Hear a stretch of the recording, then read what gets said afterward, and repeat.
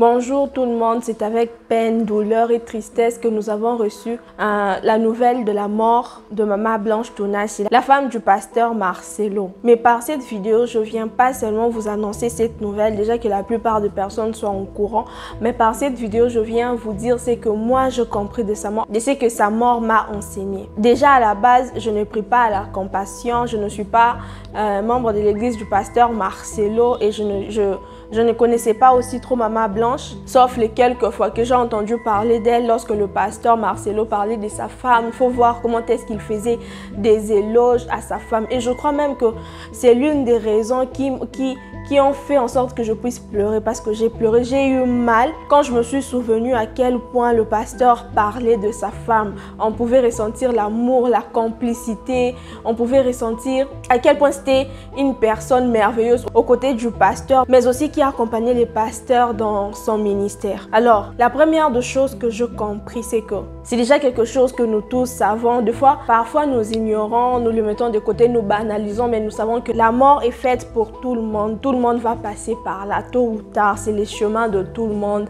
Alors, lorsque nous sommes en vie, lorsque nous courons derrière l'argent, lorsque nous cherchons à nous stabiliser dans cette vie, en tout cas, il faut savoir que ce n'est pas ici que nous allons passer notre éternité. Et c'est encore un rappel pour tout enfant de Dieu, pour toute personne qui a cru au Seigneur Jésus-Christ, de se dire que la vie sur terre n'est pas une fin. Alors, si nous allons vouloir le bonheur, la joie dans ce monde, sur ces terres, nous devons quand même savoir quelles sont nos limites. Ne soyons pas de ceux-là qui sont prêts à tout pour tout avoir dans ces mondes éphémères.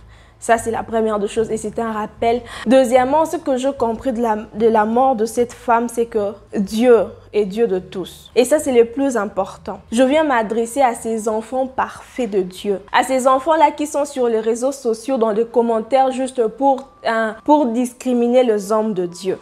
Des enfants-là qui reçoivent toujours des témoignages. Le juge que Dieu a établi ici dans ce monde. Ces gens-là qui ne sont là que pour juger. Il n'est pas vrai, il est faux, il a fait ceci, c'est un magicien, c'est un faux prophète. Pour le peu que je sache, Maman Blanche ou soit les pasteurs Marcelo font partie des personnes qui en tout cas pour Maman Blanche, je peux dire, je n'ai jamais entendu les gens la critiquer, la pointer du doigt, qu'elle était fausse ou quoi que ce soit.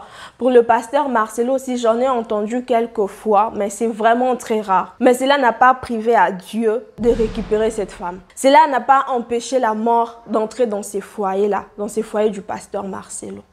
Arrêtez de juger. Dieu, c'est un Dieu de tous. Il est Dieu de magiciens, il est le Dieu des faux prophètes, il est le Dieu. Des faux pasteurs, il est le Dieu. De vrais pasteurs, il est le Dieu de tout le monde. Que tu fasses le bien, que tu fasses le mal, Dieu est pour toi. Parce qu'on dit que tout arrive, c'est par la volonté de Dieu. Alors si dans le monde où nous sommes, il y a de grands pharmaciens, nous le voyons, nous le connaissons même, de gens qui ne s'empêchent pas de passer à la télé, à faire des vidéos, qui sont en train de critiquer l'existence de Dieu, qui sont en train de se moquer de Dieu.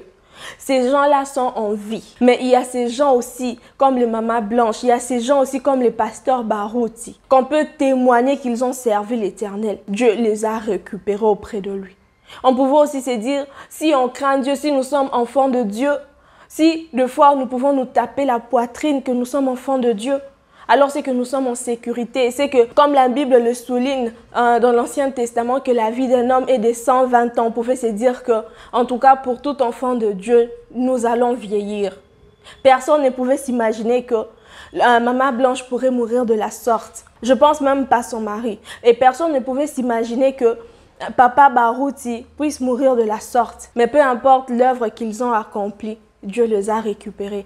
Et il nous a quand même laissé avec ces personnes-là que nous pointons du doigt. Ces personnes-là où lorsqu'on voit seulement le visage, en tout cas quand tu entres, tu commences à lire des commentaires, il ne peut pas manquer un message où on dit qu'il est faux. Arrêtons de juger les hommes de Dieu. La mort, c'est pour tout le monde. Arrêtons de pointer du doigt parce qu'on ne sait pas qui est qui. Déjà même que Dieu, Jésus lui-même, lorsque les disciples sont venus, lorsque les disciples étaient en train de chasser un homme qui parlait de la part de Dieu, Jésus leur a dit, laissez-les. Puisqu'il parle le nom de Dieu, laissez-le. Toute personne que tu vois, qui parle, qui annonce l'évangile, qui parle de la part de Dieu, laisse-le. Et s'il y a une chose que j'ai compris par ces passages-là de Jésus dans la Bible, c'est que lorsque Jésus dit que lorsque vous entendez une personne qui parle de Dieu, de ne pas pointer du doigt. Cela veut juste dire que Dieu ne marche pas avec tout le monde de la même manière. Dieu ne marche pas avec tout le monde de la même façon. Peut-être que pour les disciples, pour que cet homme-là puisse servir réellement Dieu, il devrait marcher avec Jésus. Il devrait faire peut-être les choses comme eux, disciples, faisaient. Mais peut-être que c'est pas ça. Il y a des gens que Dieu utilise. Lorsque tu vois Dieu les utiliser, tu dis que ça c'est de la magie. Mais ce n'est pas de la magie, c'est la puissance de Dieu. Plutôt que de pointer du doigt, priez Dieu. Demandez à Dieu de vous montrer qui est vrai, qui est faux. Et aussi la Bible le dit que pour ceux-là qui sont faux, pour ceux-là qui sont des faux pasteurs, des faux prophètes, vous allez les reconnaître par leurs œuvres. Une personne qui ne t'a rien fait, une personne qui parle de la part de Dieu, c'est toi qui es là, c'est toi qui es là, tu t'es fait passer pour le chrétien idéal, en train de pointer du doigt aux hommes de Dieu sans exception. Répands-toi. Pour ce qui est des hommes de Dieu, pour toute personne qui se présente comme étant homme de Dieu, il faut laisser Dieu se charger de lui. Je peux encore vous donner l'exemple de il y a une femme qui venait de mourir. Elle est ici, c'est youtubeuse, chroniqueuse, quelque chose du genre comme ça. Et après, on a sorti des vidéos où c'était le pasteur Denis ce qu'il avait maudit. Et il y a maintenant certains qui disent que non, malgré ce qu'il fait, il est quand même un serviteur de Dieu. Il y a encore le pasteur Denis qui apparaît encore dans d'autres vidéos. On voit où les gens disent qu'il avait prédit la mort de Maman Blanche et du pasteur Barouti. Mais c'est ces mêmes hommes-là que tout le monde critique. C'est ces mêmes hommes-là qu'on pointe du doigt. On se moque de lui et tout. Certes, quand tu vois que les œuvres que fait la personne ne reflète pas une alliance avec Dieu, prie à Dieu, demande à Dieu c'est quoi, qu'est-ce qui se passe avec cet homme. Prie, demande à Dieu de le restaurer peut-être, demande à Dieu de faire ceci, de faire cela. Et toujours un bon témoignage pour les hommes de Dieu, pour le serviteur de Dieu. Ne pointe pas du doigt, ne fais pas partie de ces personnes-là qui viennent dans les commentaires. Un tel est faux, un tel est... Quand il est faux, prie à Dieu de le restaurer. Prie à Dieu pour les âmes qui partent dans son église. Prie à Dieu d'ouvrir les yeux de personnes qui partent prier là-bas. Mais ne viens pas discriminer les hommes de Dieu sur les réseaux sociaux. Là où on dit du mal de ton frère, là où on dit du mal d'un serviteur, ferme ta bouche. Si tu as quelque chose à dire, tu donnes un verset, tu fortifies, tu édifies, tu montres le bien, parle du bien des autres. Parce qu'une fois de plus, Dieu vient de nous prouver qu'il était Dieu de tous. Athées, croyants, musulmans, chrétiens, bouddhistes, qui que tu sois, Dieu est Dieu de tous. Alors tout n'arrive que par sa volonté. Et c'est aussi par sa volonté qu'il y a des croyants, qu'il y a des non-croyants. C'est aussi par la volonté de Dieu qu'il y a des faux prophètes. C'est aussi par la volonté de Dieu. Tout est la volonté de Dieu. Et chaque chose que Dieu fait est bonne. Dieu n'a jamais échoué dans quelque chose. Quand Dieu fait quelque chose, c'est pour une cause. Alors toi qui as cette grâce-là de reconnaître le Seigneur Jésus-Christ comme Seigneur et Sauveur, fais partie de ces personnes-là qui ont un cœur rempli d'amour. Prie à Dieu, demande à Dieu de remplir ton cœur d'amour. Afin que par ton amour, tu puisses prier pour les autres.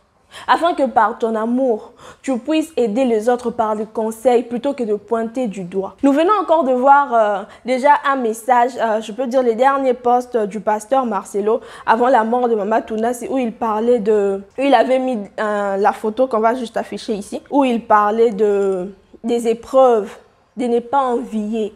Mais il faut voir dans les commentaires de certaines personnes, il y a des gens là qui se permettent de dire que le pasteur a sacrifié Maman Blanche. Il y a des gens là qui sont, je sais pas moi, qui sont plus spirituels, bien qui ont reçu le mandat seulement, de venir critiquer les hommes de Dieu. De venir montrer aux chrétiens qu'il n'y a pas de vrai. Ne te frappe pas la poitrine, dire que toi tu sais distinguer qui est qui.